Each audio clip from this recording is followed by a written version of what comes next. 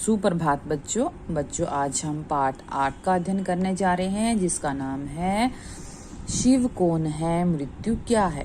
बेटा ये दोनों ही प्रश्न हैं और ये दोनों ही प्रश्न जो है उसी स्वामी दयानंद जी के मन में उत्पन्न हुए थे। ऐसी जिज्ञासा उनके मन में आई थी कि इन दोनों प्रश्नों का उत्तर उनको चाहिए था और इन प्रश्नों के पर आधारित है ये पूरा पाठ जो अब हम पढ़ेंगे। उससे पहले कुछ पंक्ति हैं जो हम पढ़ लेते हैं। जमाना रंग अपना कुछ न कुछ सब पर चढ़ाता है, मगर कुछ लोग रंग अपना चढ़ाते हैं जमाने पर। अमल से जिंदगी बनती तो हम सब ही बना लेते, नवाजिश जब तलक उसकी ना हो कुछ हो ही नहीं सकता। ये बताया गया है स्वामी दयानंद जी के बारे में कि जब हम इस संसार में जन्म लेते हैं, इस संसार में आते हैं तो इस संसार का, इस जमाने का असर हमारे ऊपर होता है। लेकिन कुछ लोग ऐसे होते हैं जो अपना ही प्रभाव इस जमाने पर चढ़ा देते हैं, इस संसार पर डाल देते हैं और ऐसी जिज्ञासा उनके मन में उत्पन्न होती है कि जो काम करने की वो ठान लेते हैं उस काम से वो पीछे नहीं हटते, वो आसानी से अपनी जिंदगी नहीं जीते, वो कठिन परिश्रम करते हैं और अपनी जिज्ञासाओं की पूर्ति करते हैं। और ऐसा ही किया है स्वामी दयानंद जी ने। ये स्वामी दयानंद जी के बचपन की घटना है जो अभी हम पढ़ेंगे। ये दो प्रश्न थे, शिव कौन है, मृत्यु क्या है, जो स्वामी दयानंद जी के हृदय में उत्पन्न हुए और उनके मन में जिज्ञासा हुई कि मुझे जानना है कि ये शिव कौन है, ये शिव जी जो भगवान है कौन है और ये मृत्यु क्या है। तो इन जिज्ञासाओं को पूरा करने के लिए, इनका समाधान ढूंढने के लिए उन्होंने जमाने पर अपना रंग चढ़ा दिया। तो गुजरात राज्य में टंकारा नाम का एक छोटा सा नगर था। गुजरात राज्य की बात हो रही है। तो वहां पर एक छोटा सा नगर था जिसका नाम था टंकारा। यहाँ आज से लगभग 1 शताब्दी पहले एक ब्राह्मण परिवार रहता था। ये लगभग 100 वर्ष पहले की बात है। वहां पर एक ब्राह्मण परिवार रहता था, ब्राह्मण जाति से थे वो लोग। इन परिवार के मुखिया कृष्ण जी थे। परिवार का जो मेन मुखिया था, हेड था, वो कृष्ण जी था। यह परिवार धन धान्य से संपन्न था। ये परिवार जो है अच्छी तरह से अपना गुजारा कर रहा था। कृष्ण जी जो थे वो शिव के भगत थे। इनके घर फाल्गुन कृष्णा दशमी संवत 1881 में एक बालक ने जन्म लिया जिसका नाम मूल शंकर रखा गया। अब कृष्ण जी के घर में एक बच्चे ने जन्म लिया जिसका नाम रखा गया मूल शंकर। किसी को क्या पता था कि यह बालक संसार को जीवन ज्योति प्रदान करेगा।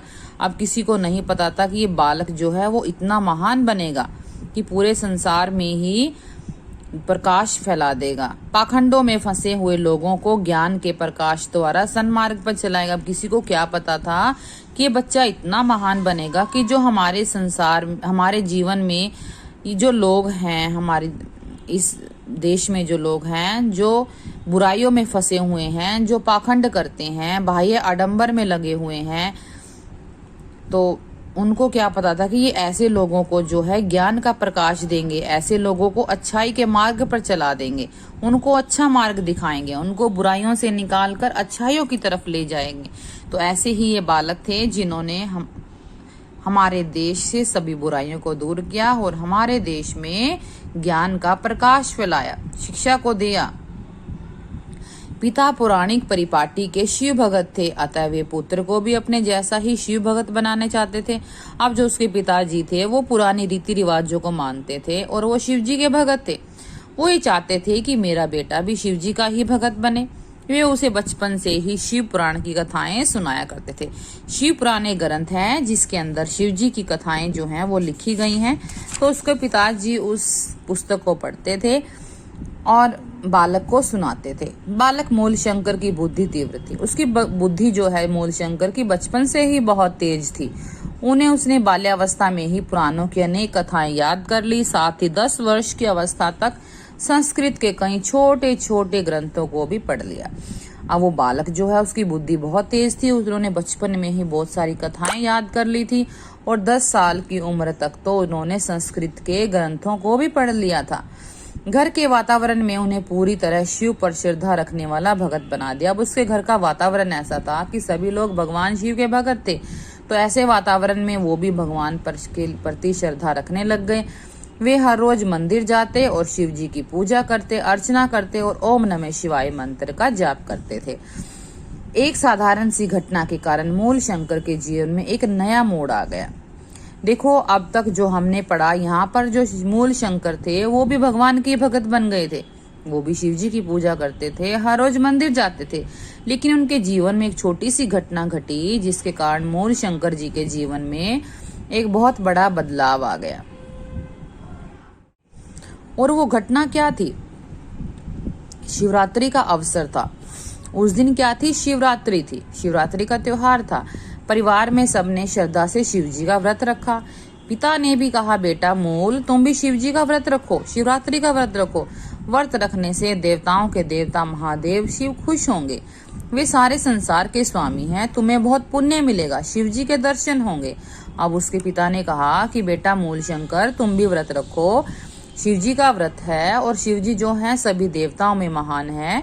भगवान तुमसे खुश होंगे और भगवान तुम्हें दर्शन भी देंगे। इस उपदेश को सुनकर मूल शंकर ने भी पूरी श्रद्धा से व्रत रख लिया। सारा दिन कुछ खाया पिया नहीं।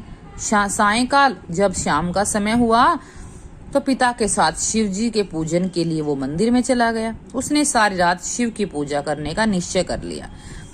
आप देखो, छोटे से बालक में कितनी बड़ी शक्ति। वो कहता है कि मैं तो पूरी रात ही शिव जी की पूजा करूंगा। उस समय मूल शंकर की आयु 11 वर्ष की थी। मूल शंकर क्या थे? उस समय सिर्फ 11 साल के थे और उन्होंने अपने पिता को कहा कि मैं शिव जी की पूरी रात पूजा करूंगा। दिन भर निहार कर रहकर मूल शंकर ने शिव पुराण की कथा सुनी।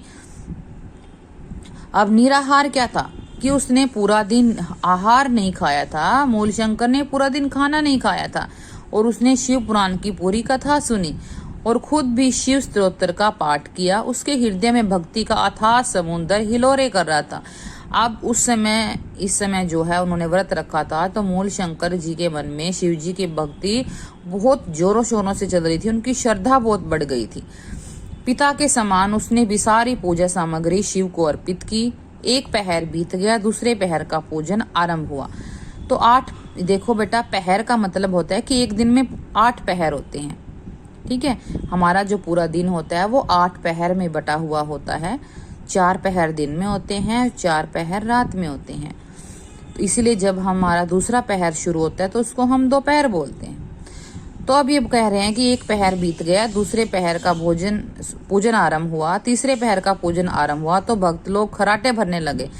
जब रात में तीसरा पहर शुरू हुआ तो सभी सो गए। मंदिर में भी सन्नाटा छाया हुआ था। अब मंदिर में भी सारा सन्नाटा छा गया, कोई था ही नहीं, सब सो गए। परंतु मूल शंकर सच्ची श्रद्धा से शिव की सेवा में जाग रहा था।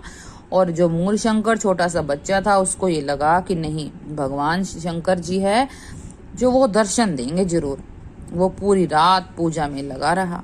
उसे भय था कि कहीं सो जाने के कारण व्रत भंग ना हो जाए, यह व्रत के पुण्य से वंचित ना रह जाए। उसको ये था कि अगर मैं सो जाऊंगा तो कहीं मेरा व्रत टूट ना जाए, और अब तो मुझे व्रत करना ही है, मुझे इसका पुण्य प्राप्त करना ही है। तो उस समय एक अद्भुत घटना घटती है।